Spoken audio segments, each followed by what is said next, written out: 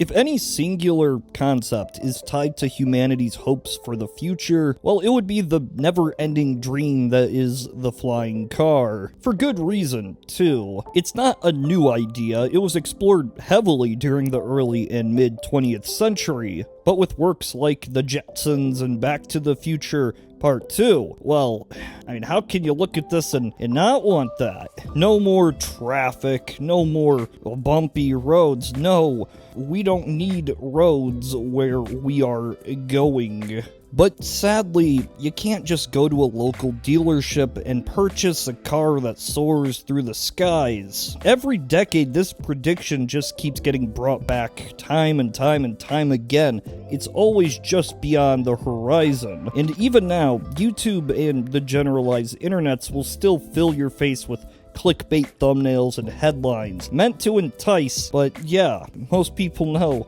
this is fake. Now, like every other decade, the 2000s was a buzz with the upcoming flying car craze. If anything, it was a little bit stronger this time because 2000s was the future. It was expected that by 2020, of course, we would have flying cars because just so many concepts were out there and they were all very legitimate.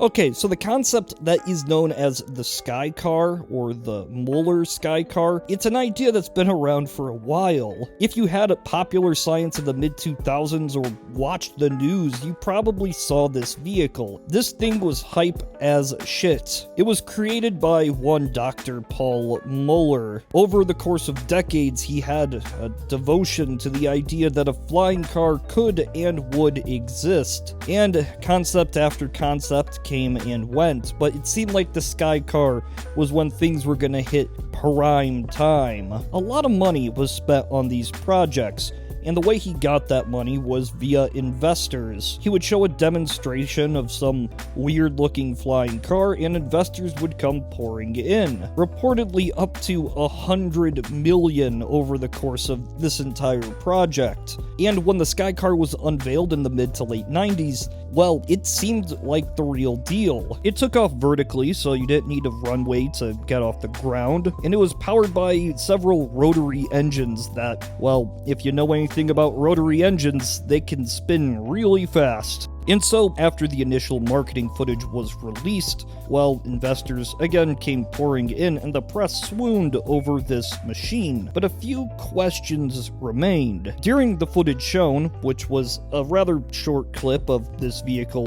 flying a few feet off the ground, the vehicle was tethered to a crane. Now, I don't think this means that, the crane's just holding it up, but would it maintain stability? Would it actually fly higher than a few feet if you pushed it? These questions were mostly dismissed because, hey, we would find out for ourselves when it finally goes on sale in the future year of 2003. Its price tag, a cool $1 million, but mass production is coming, and that's gonna bring this price down to the $60K. It can run off a variety of fuels, from gasoline to diesel. Throw some propane in there. It's got a range of 900 miles, a fuel economy of 20 mpg, and it can go 400 miles an hour.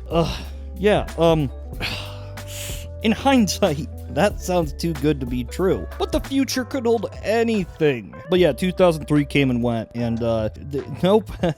This thing didn't release. In fact, we never actually got to see it fly without that use of a crane. What happened here? Well, see, the SEC stepped in and they sued Muller for fraud and misleading investors, along with the sale of unregistered stock. There was no real evidence that this machine could fly, contrary to the claims, and marketing to potential investors that this will be a flying car that will do this. Well, yeah, it's a little iffy. Muller's defense that this vehicle was never shown truly flying, only tethered to that crane, was because of insurance reasons. Which I guess, yeah, that could make sense, but the SEC is suing you for misleading investors. If there's any time to prove this thing can do what you say it can do, well, now would be the time. Over the next few years, he showed off other designs and concepts, still gaining mild media attention, but no product ever released. By 2015, the company went under. So at this point, I think hopes are, yeah, that's the Sky Car, everybody. City Hawk was another one of these concepts that promised to be a flying car that took off vertically. And while looking back, this did get a little bit of hype for being a potential flying car. I think there's something missing about this. It's not a car, is it? Like, it doesn't drive. There is literally no indication or any specifications that list this as being capable of driving on the ground. If anything, it's closer to a compact helicopter. And see, this is a perfect example of the flying car hype and why it seems to go wrong so often. Even a vehicle that looks mildly futuristic does garner attention and, again, investors. But this company hasn't really done anything. Any information about them is just marketing. And 20 years later, all there is to show for this is poorly rendered promotional material. Like, go to this website and it's just a list of potential uses. Uses for a vehicle that we, again, don't know can fly any more than a few feet off the ground.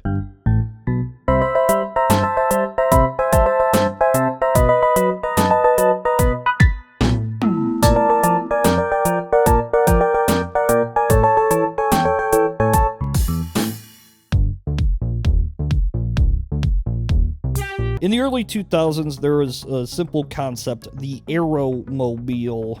It's a good name, I'll give them that. The designs look a little off-putting, more like a weird plane than a car. Surely this wouldn't fit on the road, but future incarnations of the design seem to improve this. If the Sky Car had failed, well, maybe this would be the real deal. Footage looked promising. It actually did fly, and it appeared to, in some capacity, be a working car. It seemed promising, something that transforms in such a magical way that you can have car to plane in 3 minutes. But in 2015, the newest incarnation of the vehicle crashed, and work began on a new one. In 2017, this new model was reportedly going to be ready for pre-orders. The first cars would be delivered by 2018. Yeah, that didn't happen. 2018 came and went, and the car was nowhere to be seen. As far as I can tell, no pre-orders were ever even placed, and I assume it's rounds of investing that kept this company afloat. And then silence. Silence for a while, until 2 months ago, when a video was put out with this new prototype in flight. And as far as I can tell, it is actually flying. The height is somewhat hard to determine based on the camera angle and landscaping of the area, but, you know. And then a month later, the first commercial was put out. A commercial that mostly consists of stock footage, renders, and no other footage of the car flying or driving. Okay, what concerns me most is all of these flying car companies like to promote how extensive testing has been, how many test flights or so on and so forth. But why so little footage of it actually flying? Why a single video that's reused over and over and over again? It just, I don't know. It all seems really iffy to me. And now supposedly it's coming out in 2023. And you know what? I don't care. It's not coming out because we've heard this time and time before. A small company that hasn't produced anything else that promises to do this, to give us this. Why do they do this? For a group of people to focus on marketing above while showing the product off. To put deadlines out a few years ahead, say nothing, and then go silent when that deadline is passed. Well, it's investors. Marketing gets investors hype, potential investors that might put money in. And you gotta think, if you just are always working on the next project, you're always gonna have more monies.